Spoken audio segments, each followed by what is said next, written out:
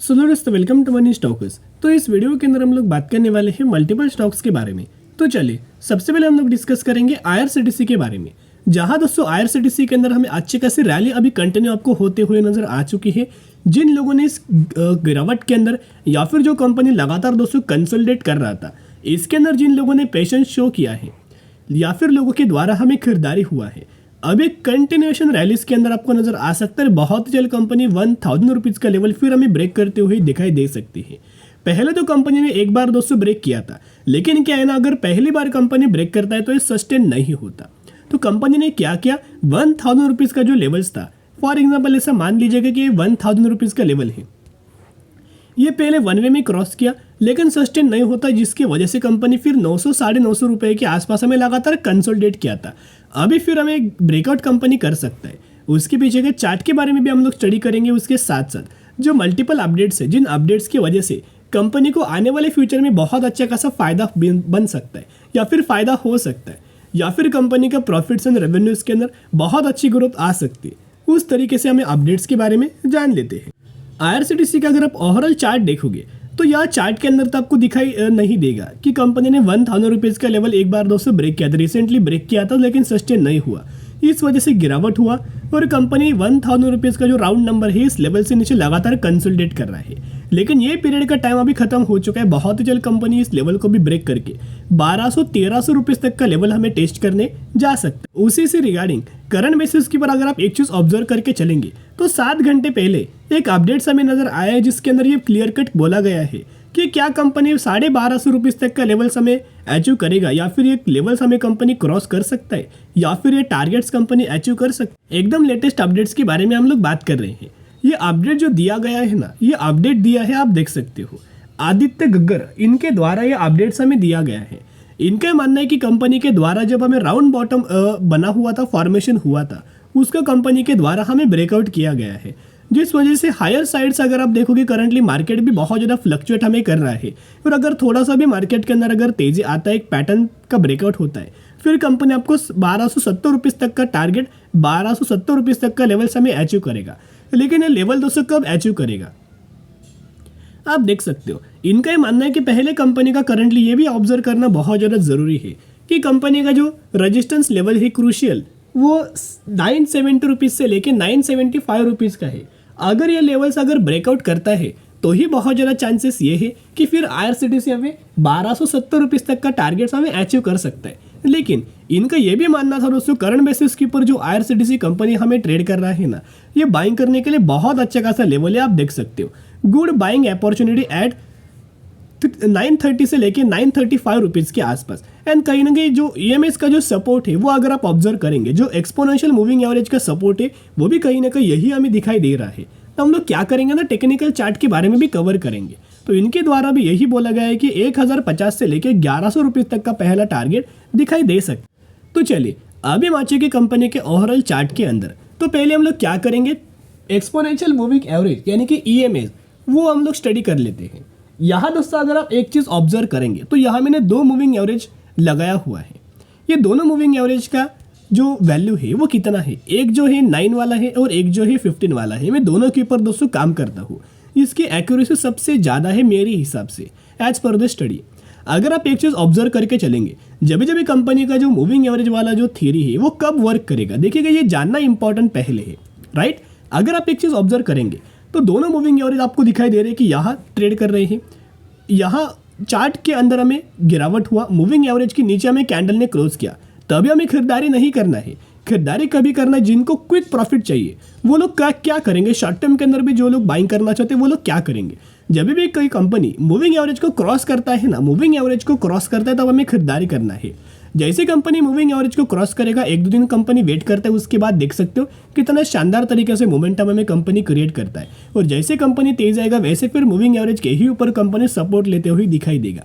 अभी क्या हुआ कि मूविंग एवरेज से नीचे हमें कंपनी आया, राइट। ये चीज़ अगर आप ऑब्जर्व करके चलेंगे, मूविंग एवरेज से नीचे कंपनी आई, लेकिन फाइनली कंपनी हमें मूविंग एवरेज के ऊपर हमें कंटिन्यू अभी होते हुए नजर आया हुआ। ये डेटा आप देख सकते हो, फाइनली मूविंग एवरेज के ऊपर कंपनी ट्रेड कर रहा है।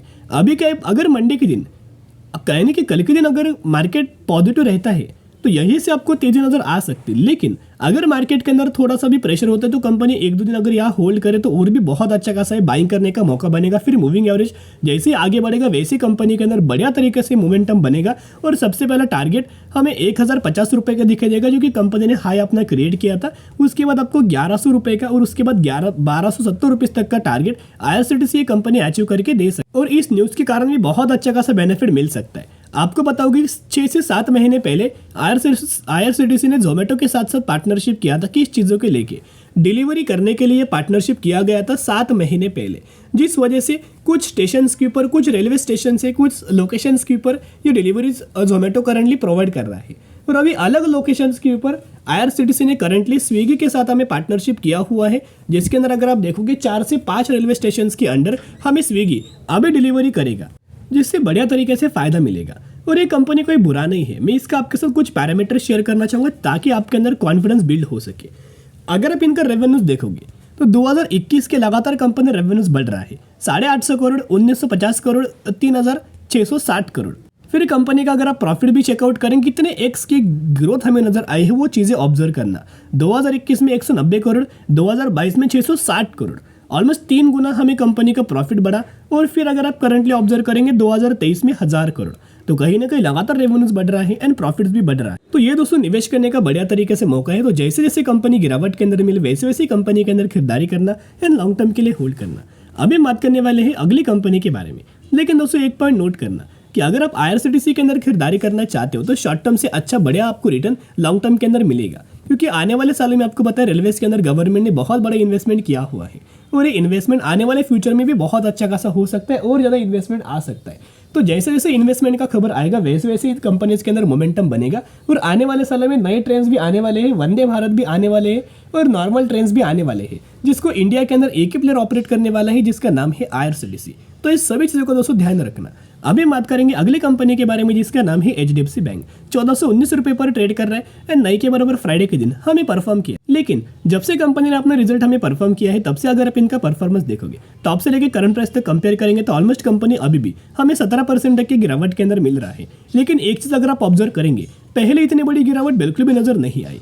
लेकिन जब भी अगर कंपनी गिरता है ना तो निवेश करने का दोस्तों बढ़िया तरीके से मौका मिलता है। मैं एक डेटा भी आपके साथ शेयर करूंगा जिसकी वजह से आपके अंदर कॉन्फिडेंस बिल्डअप होगा। आप एक पॉइंट अगर आप नोट करेंगे तो जब भी अच्छी कंपनीज गिरती है ना, रिटेलर्स लगातार दोस्तों माल बेच के निकल जाते हैं, सेलिंग करके निकल जाते हैं। लेकिन जो बड़े बड़े इंस्टीट्यूशंस होते हैं, बड़े बड़े कंसल्टेंसी होते हैं, फॉरेन इन्वेस्टर्स होते हैं, डोमेस्टिक इन्वेस्टर होते हैं, वो क्या करते हैं? वो पूरा अपोजिट करते हैं। रिटेल इन्वेस्टर का पूरा अपोजिट करते हैं। अगर रिटेलर्स माल बेच के निकल रहे हैं ना तो ये लोग माल खरीदारी करते हैं गिरावट के अंदर। मैं डेटा आपके साथ प्रेजेंट करना चाहूंगा, देखिएगा ये डेटा मैंने currently share holding patterns currently open मैंने आपके साथ किया हुआ है। करंटली अगर आप ऑब्जर्व करेंगे तो प्रमोटर्स के पास पहले 25 से 26% का स्टेक था, लेकिन अभी अगर आप करंटली ऑब्जर्व करेंगे तो बिल्कुल भी कोई प्रमोटर्स हमें होल्ड नहीं कर रहे हैं। तो यहाँ माल जो प्रमोटर्स ने बेचा है वो किसने खरीदारी किया? अगर आप फॉरेन इन्वेस्टर्स को देखेंगे इनके पास पहले 33% का स्टेक था, करंटली मोर देन 50% का स्टेक है। डीआईएस देखोगे तो 26% का स्टेक था, अभी अगर आप ऑब्जर्व करेंगे तो मोर देन 30% तक का स्टेक है। यानी कि जितना माल हमें प्रमोटर्स ने बेचा है वही माल हमें एफआईज ने और डीआईएस ने बहुत बड़ा बड़ा खरीदारी किया है। एंड पब्लिक को अगर आप ऑब्जर्व करके चलेंगे तो जैसे कंपनी के अंदर गिरावट आते वैसे पब्लिक लगातार माल बेच के निकल जाता है। आप देख सकते हो 17.30% का स्टेक था, वो बेच के 16.98% का स्टेक हुआ। यहाँ दोस्तों जब भी जैन महीने का डेटा अपडेट होगा या फिर अगले क्वार्टर का डेटा अपडेट होगा ना, वो आप जरूर नोट करना, क्योंकि डेटा है दिसंबर महीने का और गिरावट होना स्टार्ट हुआ है जैन एंड से फेब स्टार्ट तक। तो जैसे मार्च महीने का डेटा या अपडेट होगा ना वैसे आप चौंक जाओगे कि बहुत ज़्यादा जो खरीदारी किया होगा एफआईज एंड डीआईएस के द्वारा एंड माल जो बहुत ज़्यादा बेचा होगा पब्लिक के द्वारा। उसके साथ साथ जैसे कंपनी गिर रहा है ना वैसे म्यूचुअल फंड्स का डेटा आप ऑब्जर्व करना। जैन महीने के अंदर म्यूचुअल फंड्स के द्वारा बहुत बड़ी खरीदारी की जा चुकी है, जिसके अंदर 234 म्यूचुअल फंड्स के द्वारा खरीदारी एंड 136 म्यूचुअल फंड्स के द्वारा बिकवाली किया गया है। लेकिन इनका overall month on month basis का डेटा अगर आप स्टडी करेंगे तो आपको बहुत आसानी से समझ में आएगा कि अगस्त महीने के अंदर खरीदारी देखना, सितंबर के अंदर भी खरीदारी, अक्टूबर के अंदर भी खरीदारी, नवंबर और दिसंबर के अंदर थोड़ा माल बेचा गया था। लेकिन ये चीज़ ऑब्जर्व अगर आप करेंगे तो जैन महीने के अंदर बहुत बड़ा खरीदारी हमें किया गया है। आप ये नंबर ऑब्जर्व करके चलना कितना है दोस्तों, राइट। तो कहने का मतलब इतना ही है कि गिरावट के अंदर ये लोग खरीदारी करते हैं और जैसे ही रिटेलर्स माल बेचते हैं वैसे म्यूचुअल फंड्स के द्वारा बहुत बड़ी बड़ी खरीदारी हमें की जाती है और वैसे वैसे कंपनी के अंदर तेजी आती है। एंड करंटली जो एनालिस्ट और ब्रोकरेज फर्म पहले बहुत ज्यादा बेरिश थी, अभी इनका वो दोस्तों बाइंग रिकमेंडेशन दिया गया है। अगर आप एक ऑब्जर्व करेंगे तो आईसीआईसीआई बैंक के अंदर एंड एचडीएफसी बैंक के अंदर दोस्तों टारगेट भी बहुत अच्छा खासा दिया गया है। अभी अगर आप देखोगे तो हम लोग बात करें एचडीएफसी बैंक के बारे में, तो इनका ये मानना है, गोल्डमैन सन्स, इनका ये मानना है कि ये कंपनी 1915 रुपए तक का टारगेट हमें अचीव करके दे सकता है। ये दोस्तों बहुत अच्छी खासी और पॉजिटिव वाली बात है। जब भी कंपनी गिरता है ना, आने वाले सालों के अंदर कंपनी रिकवर करता ही करता है। तो जैसे कंपनी गिर रहा है दोस्तों, एक आखिरी मौका है, ये buy on the strategy apply करके जरूर लॉन्ग टर्म के लिए होल्ड करना, ताकि मैक्सिमम आपको गेन मिल सके। अभी बात करने वाले हैं अगली कंपनी के बारे में, जिसका नाम है टाइगर लॉजिस्टिक। 815 रुपए पर ट्रेड कर रहा है एंड 2800% तक का रिटर्न शेयर होल्डर्स को बना के दे चुका है। यही वो कंपनी है 1:10 रेशियो का स्प्लिट का अनाउंसमेंट किया है, जिसके अंदर एक के बदले 10 शेयर आपको मिलने वाले हैं। जरूर कंपनी के बारे में स्टडी एनालिसिस कर सकते हो। चलिए आज के लिए इतना ही। अगर आपको ये वीडियो पसंद आए जरूर वीडियो को लाइक और चैनल को सब्सक्राइब कर सकते हो। फिर मिलेंगे, बाय।